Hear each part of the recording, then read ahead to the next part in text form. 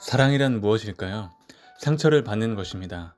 거절을 당하는 것입니다. 예수님은 우리를 사랑하셔서 이 땅에 오셨습니다. 그런데 사람들은 예수님을 환영하지도 영접하지도 않았습니다. 예수님을 거절했습니다. 예수님을 십자가에 못 박았습니다. 가장 큰 모험은 사랑의 모험입니다. 우리는 사랑하다가 상처를 받고 오해를 받고 거절을 당한 경험 때문에 사랑을 포기하려고 합니다. 그래도 사랑해야 합니다. 사랑한다는 것은 위험한 일이고 손해를 보는 일이고 희생하고 헌신하는 일입니다. 상처받지 않고 사랑할 수 없습니다.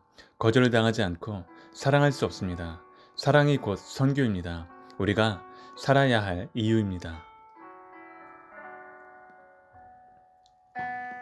하나님은 우리를 사랑하신 까닭에 독생자 예수님을 내어주셨습니다. 그것은 하나님의 최대의 모험이었습니다.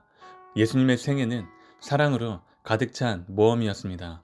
간음 현장에서 붙잡힌 여인을 사랑하신 것, 사마리아 여인을 사랑하신 것, 7 귀신 들렸던 막달라 마리아를 사랑하신 것은 모험이었습니다.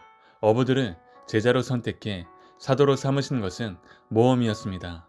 하나님은 지금도 사랑의 모험을 계속하고 계십니다. 하나님이 우리를 선택해서 하나님의 자녀로 삼으신 것도 모험입니다. 예수님을 영접한 우리 안에는 예수님의 DNA가 들어있습니다. 예수님의 DNA 안에는 모험 본능이 들어있습니다. 그러므로 그리스도의 제자들은 모험하는 사람들이며 교회도 모험하는 교회가 되어야 합니다. 세상에 안전한 곳은 없습니다. 오직 모험이 있을 뿐입니다. 모험이 있는 곳에 기회가 있습니다. 하나님의 부르심에 순종으로 응답하십시오. 하나님의 부르심을 따라 살아가십시오. 장막 인생으로 살아가십시오. 예수님처럼 믿음의 모험, 사랑의 모험을 하며 살아가십시오. 불신은 좋지 않습니다. 불신은 무조건 믿지 않겠다는 것입니다. 하지만 의심은 믿고 싶은데 아직 정보와 확신이 부족하다는 것을 의미합니다. 하나님은 의심하거나 두려워하는 사람을 정죄하시지 않습니다. 오히려 의심하지 않도록 도와주시고 두려워하지 않도록 도와주십니다. 믿음이 성장하는 과정에서 의심이 찾아오지만 의심을 주인으로 모시는 것은 어리석습니다. 의심을 선택하지 말고 오히려 의심을 의심하는 지혜가 필요합니다. 의심보다는 믿음을 선택하는 것이 지혜롭습니다. 의심을 통해 더 깊은 진리에 이를 수 있지만 의심을 찬양하지 마십시오. 의심을 의지하지 마십시오. 오직 의인은 믿음으로 삽니다. 믿음이 기적을 일으킵니다. 믿음의 기적이 불가능을 가능하게 만듭니다. 하나님은 사라의 의심을 정죄하지 않으셨습니다. 오히려 그녀의 의심을 이해하시고 그녀를 설득하심으로 굳센 믿음을 갖도록 도와주셨습니다. 하나님의 약속과 성취 사이에는 기다림이 있음을 기억하십시오. 기다리면 길이 열립니다. 기다렸더니 사라의 태가 열렸습니다. 믿는 사람은 기다릴 줄 압니다. 기다림 중에 주시는 하나님의 축복은 가장 큰 기쁨을 가져옵니다. 하나님이 일하시는 장소는 벼랑 끝입니다. 하나님은 벼랑 끝에서 우리에게 날개를 달아주십니다. 벼랑 끝에서 추락하는 것이 아니라 비상하게 만드십니다. 사라의 삶은 역전의 생이었습니다. 하나님은 사라의 마지막을 역전의 드라마로 만드셨습니다. 아이가 없던 사라에게 아이를 주셨습니다. 슬픔 속에 살았던 사라에게 기쁨을 주셨습니다. 미소를 상실했던 사라에게 웃음을 주셨습니다.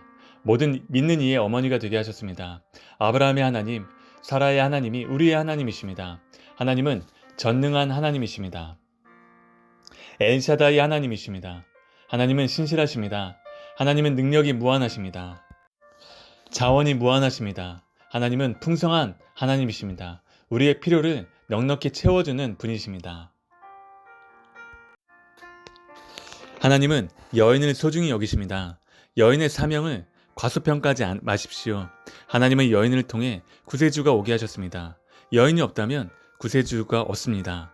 여인이 없다면 우리의 육신의 생명도 없습니다. 그런데 왜 많은 사람이 여인의 사명을 과소평가하는 것일까요? 예수님 안에서 남자와 여자는 같습니다. 예수님은 부활의 증인으로 여인들을 선택하셨습니다. 하나님의 나라를 확장하는 데 여인의 역할은 지대합니다. 중보 기도를 드리는 일에 여인들의 역할은 지대합니다. 훌륭한 하나님의 사람들을 키우고 내조하는 데 여인들의 역할은 지대합니다. 우리는 믿음이 하나님의 선물임을 압니다. 또한 우리는 하나님의 은혜로 그리스도 안에서 창세 전에 택함을 받았습니다.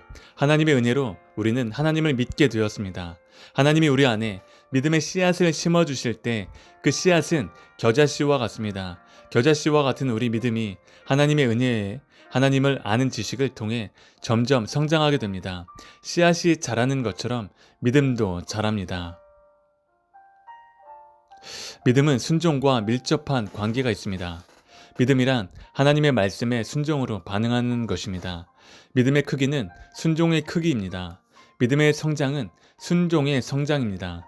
아브라함의 믿음은 순종하는 믿음이었습니다. 히브리서는 아브라함의 믿음이 순종하는 믿음임을 강조합니다. 우리는 하나님을 오해할 때가 많습니다. 하나님은 우리가 좋아하고 사랑하는 것을 빼앗아가는 분으로 오해할 때가 있습니다. 역경과 시련과 질병과 실패가 찾아오면 그런 오해가 생깁니다. 억울한 일을 만나고 죽음의 현실에 직면하게 되면 그런 오해를 하게 됩니다. 하나님께 기도했던 일들이 응답되지 않을 때, 기다려도 소원하던 것들이 이루어지지 않을 때 그런 오해를 하게 됩니다. 하나님이 오랫동안 침묵하실 때, 어두운 밤이 지속될 때 그런 오해를 하게 됩니다. 그럴 때 우리의 믿음은 시험을 받게 됩니다. 사탄이 와서 우리에게 의심을 불어넣습니다. 그런 오해를 극복하는 길은 성경을 깊이 묵상하는 것입니다. 성경을 공부하는 중에 하나님의 선하심을 묵상하는 것입니다. 인생을 단면적으로 보지 말고 모든 것을 합력해서 선을 이루시는 하나님의 섭리의 관점으로 우리의 현실을 바라보는 것입니다.